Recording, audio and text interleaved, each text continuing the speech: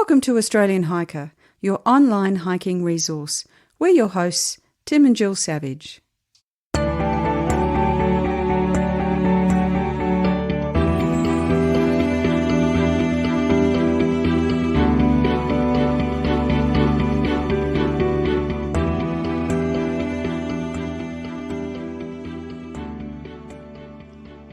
This is episode 166 of the Australian Hiker podcast, and this week's episode is titled Take a Hike.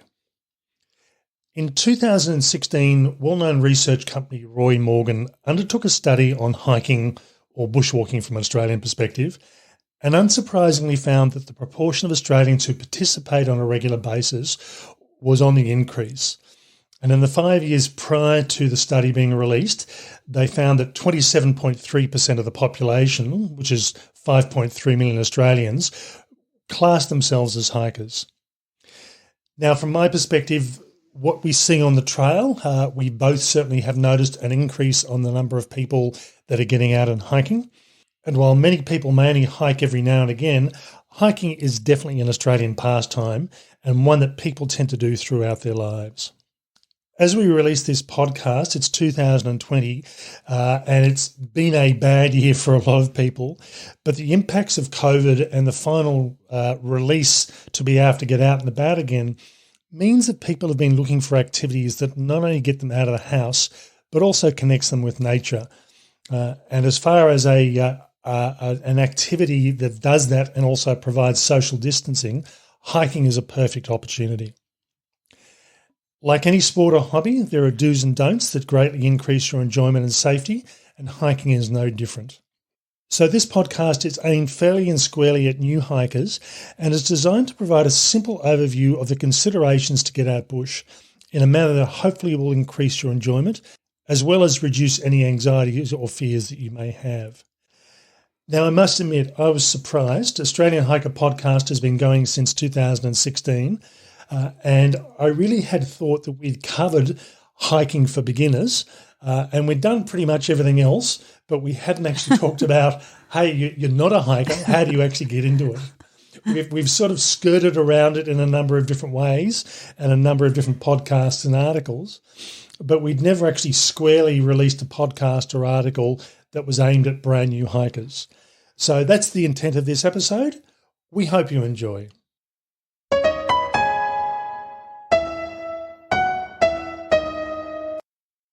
Now, I'll give you a bit of context about what we're going to look at in today's episode. And I'll give you an example that probably is something that you may be familiar with or something similar over your own life. So it's Saturday morning and the weather's perfect, so you decide to head to a local national park with friends to do a hike. While you occasionally go for a walk around your suburb or visit a scenic lookout, it's been a long time since you've been out bush, and the group you're travelling with is pretty much the same. So to make things easy, you decide to do a simple day walk, nothing complex, but it's longer than the usual 20-minute walk you might do around your suburb. None of your group owns any specialised gear, but your chosen walk doesn't require any overnight equipment such as a tent or a sleeping bag or a stove. Having said that, there seems to be so much to think about, so where do you start? So what we're going to do is look at things to consider for first-time hikers. Now, first up, the comment I would make here is keep things simple. When you first start hiking, you have two main options. The first is to go with an experienced hiker, a bushwalking club or a commercial group that can show you the ropes. The second option is to go it alone, and you don't physically have to be alone, but by this I mean you head off by yourself or with others who are inexperienced, and you start out by simply doing easy hikes that don't require much thought, and building up your experience. And probably the main thing to consider here is choosing hikes that are easy to access. And certainly our focus in the hikes that we review, we try and pick hikes that are designated hiking trails that are relatively easy to locate and also don't require too much thought from a navigation perspective. Choose hikes that are short in length. and choose hikes that have mobile phone coverage. Now, it seems fairly logical, but it's quite surprising how often people will choose hikes or try and do hikes that are way beyond their physical ability. So keeping things short and even starting off with a 1 or a 2 kilometre hike, if it's been a while, is probably a good way to go.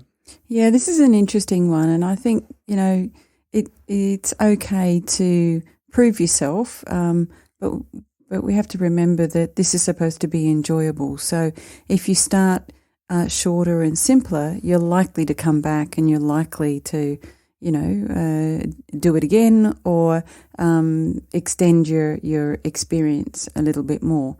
If you do something too difficult too soon, that will just leave you with a bad memory of a difficult time, and you may not come back. And that leads us on to the next consideration, and really that's, are you fit to hike? Now, we talk about choosing hikes that you know are within your own or your group's level of fitness. Now, if you struggle to walk to the kitchen in the morning, then choosing a hike that's going to take hours to complete isn't probably a good choice. We found that the most popular hikes on our website are those under 10 kilometres in length, and usually it's those between around about the 3 to 6 kilometre length. Yeah, that's right. And I think for a lot of people, they look at that and think, that's a reasonable sort of distance. I think I can manage that quite comfortably. Once, anything shorter than that, I think people think, that's pretty easy. Anything longer, and people seriously start doubting their own ability. And if it's been a long time since you've walked those sort of distances, choosing that sort of length of hike works really well. So the next thing you need to do is think about the weather. And we've all become a little bit fixated with those weather apps on our phones. This is when you really need to be looking at what's happening today and what might change during the day. I think the main thing is, though, you might set out in the morning and it's sunny and it's warm and it's lovely, but don't expect it to be that way all day. So be prepared. Be prepared for it getting a bit cooler, for the possibility of rain, for pretty much the conditions changing from what it was like when you set out. And I think this is one of these sort of things that if you're into boating or fishing, you're probably used to checking the weather conditions in most cases. But for a lot of other activities, we tend not to think about it so much. Hiking is another one of those activities where checking the weather can be really critical, and it can even be one of those things that can save your life in some instances. And I'll use an example here. We, on a Christmas day, I think it was around about 10 years ago, we actually went up to Kosciuszko National Park. We stayed at one of the resorts for a few days and decided to have Christmas up there by ourselves and do some short walks. It wasn't anything complex. We weren't camping. It was just a bit of the glamping type experience where we wanted a nice accommodation, but we also wanted to go walking. We actually went up the chairlift at Thredbo and did the Mount Kosciuszko Summit Walk. Now, keeping in mind, this was Christmas Day, by mid to late morning, it was around about 25 degrees. By the time we were coming down, the temperature had dropped down to about 6 degrees. Yeah. So a storm front had moved in. We were passing families with very young children wearing these lovely little sundresses and sandals that was still heading up, and it was 6 degrees. Mm-hmm. And I've seen it so often where people tend to think, this is what the temperature is, it's going to stay the way, or it might drop slightly. But in some areas like the Australian Alpine region, it's not unusual to have extremely large drops in temperatures over fairly short periods. Changeable is probably the understatement. It is. So, I mean, that's certainly an extreme example. But if you look at the weather map and you think, okay, it's forecast for a rainstorm to come through, and you can generally assume in most cases, unless you're in the tropics, that the temperature is going to drop. And do you have rain gear with you? Doesn't mean you can't not hike, but it just means that you need to think about the conditions and what impact that's going to have on you. And this leads us on to the next consideration, which is dressing for success. We quite regularly talk about layering for comfort. And by what we mean by that is choosing the gear that you need for a hike. And I think there's a saying that's used in a lot of sports is there's no such thing as bad weather, there's bad clothing choice. And certainly from a perspective of hiking, that if you're going to be in an area where the weather can be quite changeable, having the appropriate gear is really something that's going to make sure you have a safe, enjoyable time. And we're not just talking about the cold here, we can also be talking about the heat. So you're better off having a series of layers that are easy to change. If you've just got a T-shirt and a full-on winter jacket, that's lovely if the temperature is freezing cold. But if all of a sudden it warms up unexpectedly, the option is you either stay really hot inside his big down jacket or you strip it off and you freeze to death in a T-shirt. So having a series of layers you can progressively move to make you comfortable makes a big difference. Carry rain gear, even if there's a remote possibility of wet weather. It'll not only protect you from the rain itself, but it'll also keep you protected from the wind, which, wind chill can often be just as big an issue as getting wet. And the next point is about water. And a lot of places that you might consider going hiking, there won't be an available water source. So you need to carry your own water. You need to make sure you've got that when you're walking, as well as have a backup in the car for when you get back. If it's summer, you need to allow around 1 litre per hour. This depends on the temperature, air temperature, as well as the level of exertion. So if you're moving pretty fast, you might want a little bit more than that. In the cooler part of the year, 1 litre for every 10 kilometres probably would suffice, particularly if you've got a backup at the car for when you return. And I think from my perspective, these are figures that we recommend, and it's not a hard and fast rule. You may find you can get away with less than that. You may need more, but these are figures that we've worked over a period of years work well for us. So it's a good starting point. Yeah, and there's for most people there'd be plenty of buffer in there as well, which is also what you want. The other thing to think about is make sure everyone has their own water. So often you see one person carrying a pack with a bottle of water, and there might be 1 or 2 other people with them not carrying a pack and not having their own water. One litre between 3 people isn't going to go very far. No. Yeah, and you have to be very friendly if you're going to be sharing your bottle that way. And the next thing we're going to look at is food. Now, everyone gets hungry when they walk. During the walk, when you stop for a break, and particularly at the end of the walk. So if it's not an overly long walk, snacks are fine. Things like a chocolate bar, fresh fruit or dried fruits are terrific. If it's longer, you might want to think about lunch. Sometimes we think about lunch even if we think we're probably going to be okay, but we're not quite sure. We think the hike is a particular distance. It might be 6 kilometres. We think we'll be fine.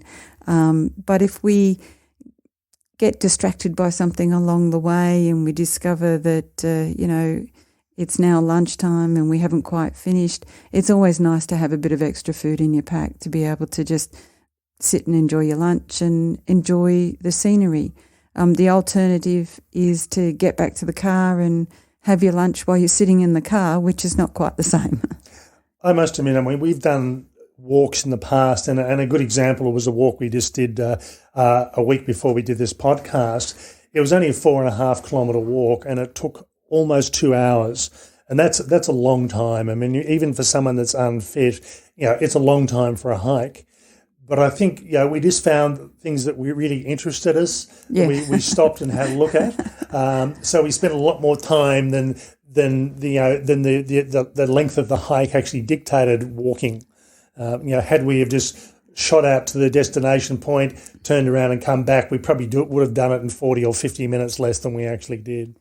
And at the moment, with the change in seasons and the rain that we've had, the wildflowers are just stunning. And so we do seem to be stopping every few metres to look at another flower and take a picture and discover more fungi or whatever might be taking our attention.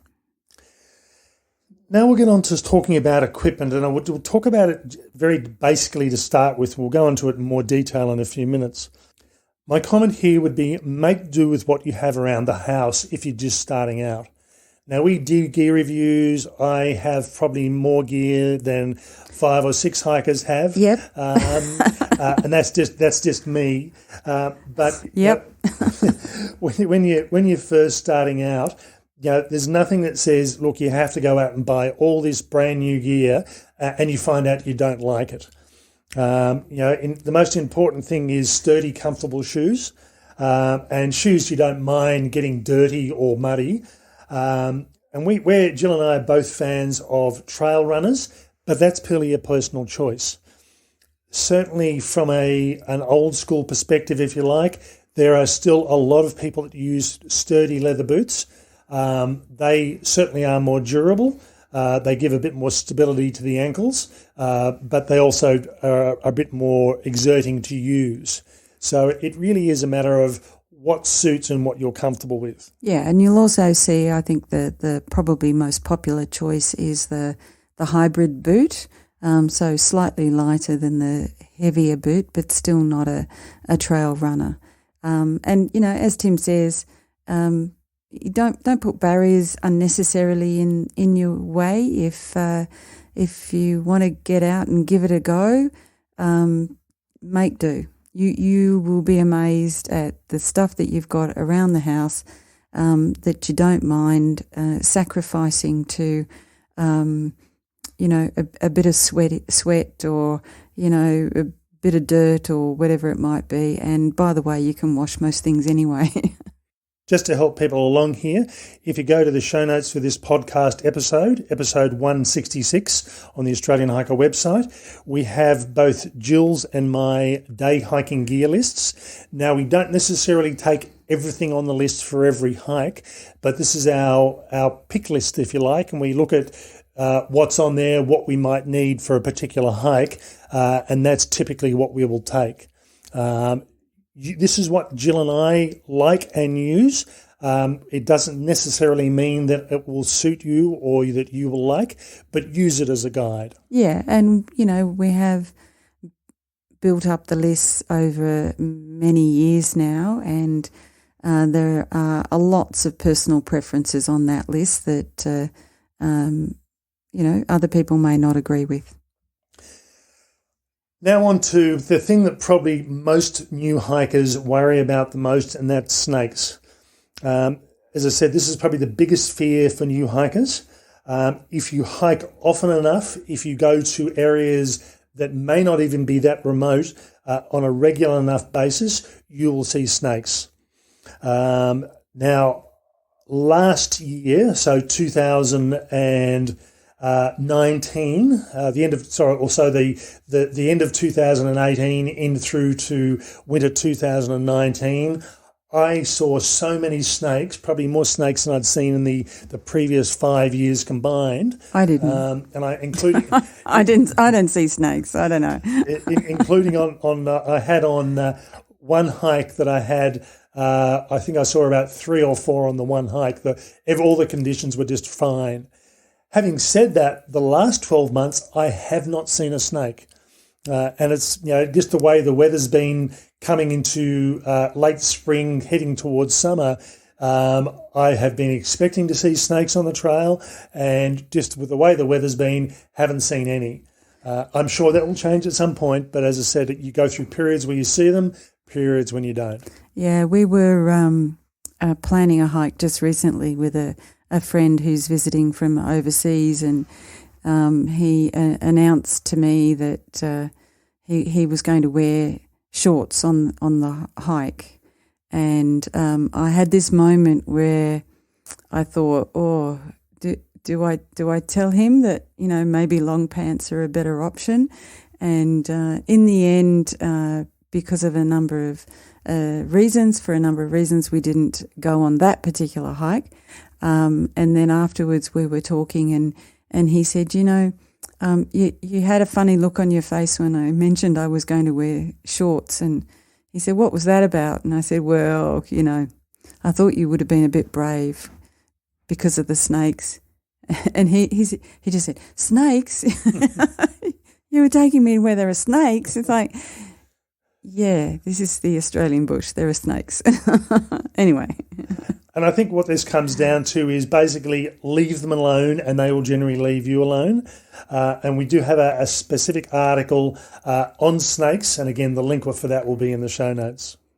So the last thing that we'll talk about before we get on to more about the gear is make sure you tell someone that you're going on a hike and then tell them when you're back.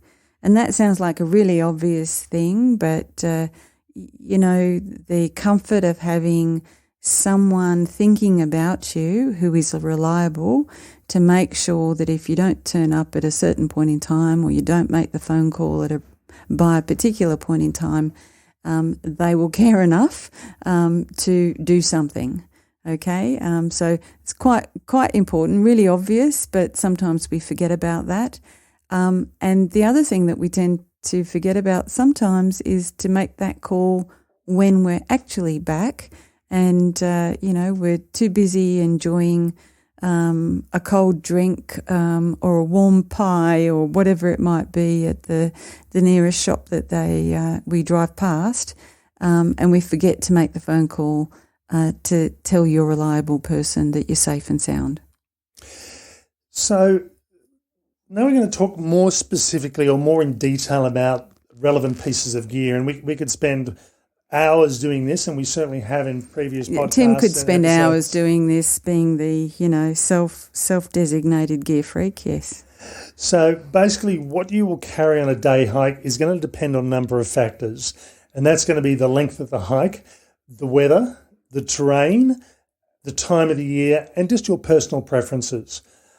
We recently did a hike, which is basically an urban hike, and all we basically carried was a drink bottle, and that was about it, because we were within sight of another individual the entire hike, and we didn't have to worry about getting lost. And passed a few cafes along the way, so I did have my credit card tucked into my pocket.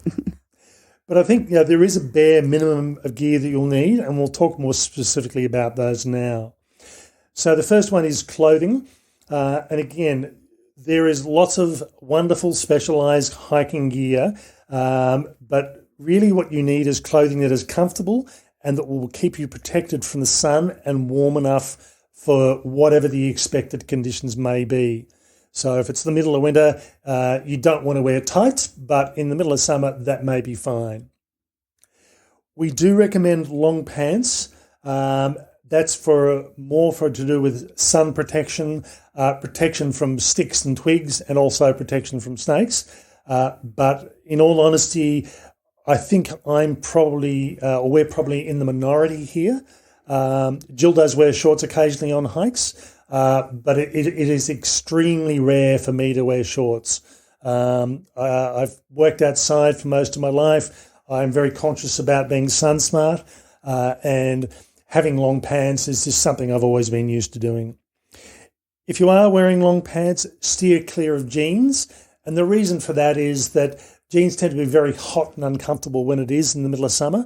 Wintertime, if they get wet and it's windy, you can lose body heat quite quickly.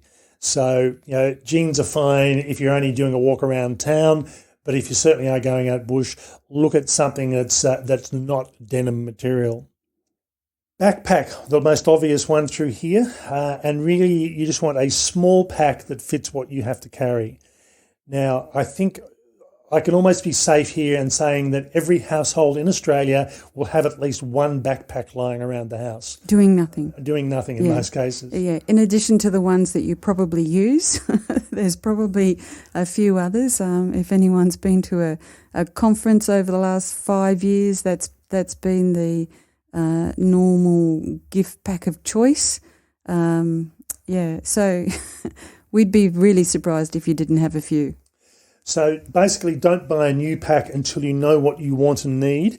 And partly that's because of size more than anything else. It's tempting to go out and buy the biggest pack you can find, but if all you're ever going to put in there is a bottle of water and some sunscreen and your keys, you don't need anything exceptionally large.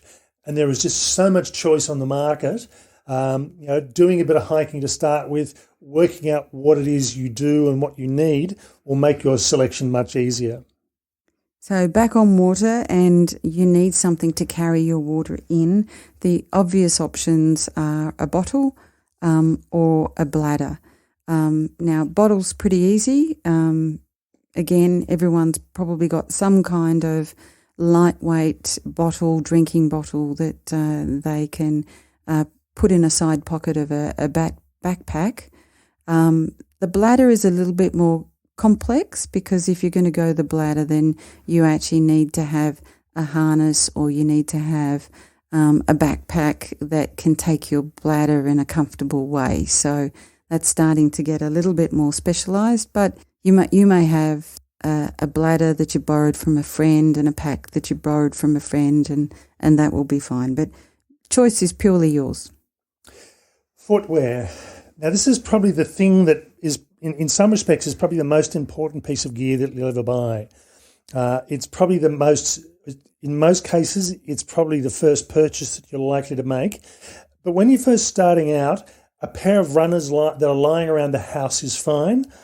And as I said, pick something that you don't mind getting dirty or muddy or wet, because that's a strong possibility depending on where you're hiking. Yeah, and as long as they still fit and if they've got reasonably good support. And I think, as you said, once you're convinced that this is something you really want to do, a dedicated set of hiking shoes of some type that fits comfortably, this is the thing that as you said, it's probably going to be one of the most important pieces of purchase and one of the first things you'll purchase as well. Hat. Again, easier said than done here. I am follically challenged, if you've seen a photo of me. So something that protects your head from the sun and also keeps the sun out of your eyes. Definitely take a hat with you. I will tend to wear different hats at different times of the year. It is rare that I wear a wool beanie of any type. Having worked outside most of my life, my tolerance to cold is actually quite good. But in most cases, it's as I said, it's just a peaked hat in wintertime. In summertime, I'll end up with a broad brim style of hat that gives you plenty of protection all the way around my head. Yeah, and for me, I usually wear a sun visor. That works well for me. I might put a floppy hat over the top of that if it's particularly hot. If I have pulled my hair back and exposed my ears, then I might wear a brimmed hat rather than the sun visor. So, just think about all the bits that might be sticking out and getting sunburn or, getting roasted by the sun. Sunglasses, again, an obvious one. But, if you spend a lot of time outside, having something that protects the eyes is pretty important. So next one is you have covered up, you've got a hat, you've got long sleeves on, but you might also want to consider sunscreen for those parts of you that are still exposed. So, particularly things like your hands. For some people, even if they've got a hat on, their nose gets burnt, or sometimes you just get windburnt. So you need to be able to cover up. So sunscreen, a water-resistant SPF 30 plus is important, and sometimes insect repellent depending on where you're going. So it could be to distract the flies, or you might be in a particularly wet area where there are lots of mosquitoes. And then we're on to a first aid kit. Now, first aid kits are those things that you have just in case, and we've carried a first aid kit on day hikes for many, many, many years, and thankfully We've never had to go searching in the small pack and get it out and use it. So, that's a good thing, but we always have it just in case. So, make sure you've got a decent basic first aid kit. And there's a link in the article attached to this episode that will give you some guidance on how to put together a first aid kit and what you might want to include in it. The other thing to think about as well is toilet paper and a trowel, because sometimes you've just got to go. Now, if you're hiking in areas where there are toilet facilities available, and probably I would suggest doing that when you're first starting out, pick an area that either has a toilet at the trailhead or even some hikes that are around that'll have toilets facilities on the trail itself. And there are a few hikes like that in most states of Australia that you've got access to. But as you start going on longer hikes, you start going more remote, the toilet facilities become few and far between, and sometimes you will need to go during the hike and think about the logistics involved with that. As I said, if you're going to be only doing a 2-kilometre hike, in most cases you're fine. But if you're going for an all-day hike, it's something you need to think about a bit more often. And even if you're going to use the facilities, I'd still suggest you have toilet paper with you. You can't guarantee that those facilities will have paper on hand. And we were at Bungonia National Park during the COVID lockdown in New South Wales, and the national park people were saying they'd just been hammered with visitors as soon as people were able to get out, and they couldn't keep up with the toilet supply. The toilet paper supply. So, always take your own. And I think we said that your shoes were probably the most important thing. Shoes and toilet paper are probably equal in my view.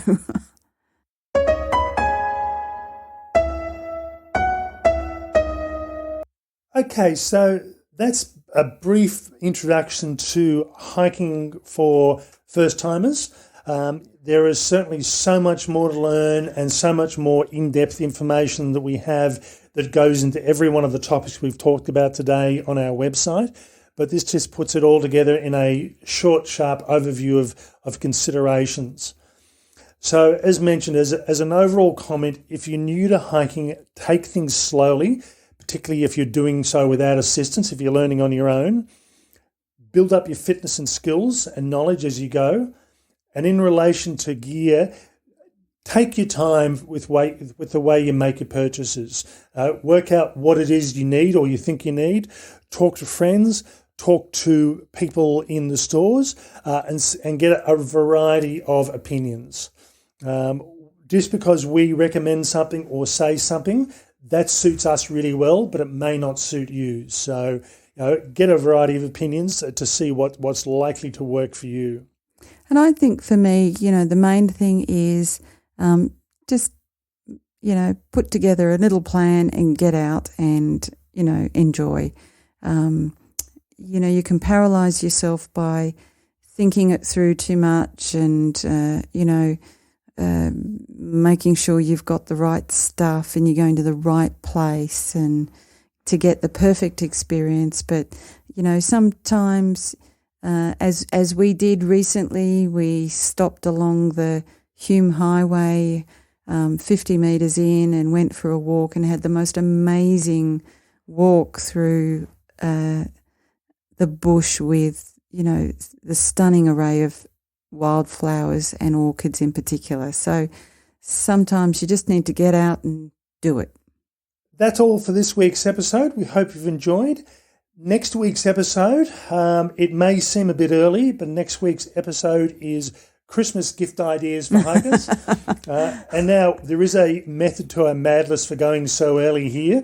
This is an opportunity for you to drop hints to friends and family who might be looking at buying you Christmas presents. I'm sure there's You can buy your own, but if you're trying to get someone else to buy you something, here's an opportunity to encourage the family members to listen to this next episode. Yeah, and if you're still not able to get out and about, well, you can encourage them to buy online and have it delivered just in time for Christmas. Okay, that's all for this week. Bye for now. And bye from me.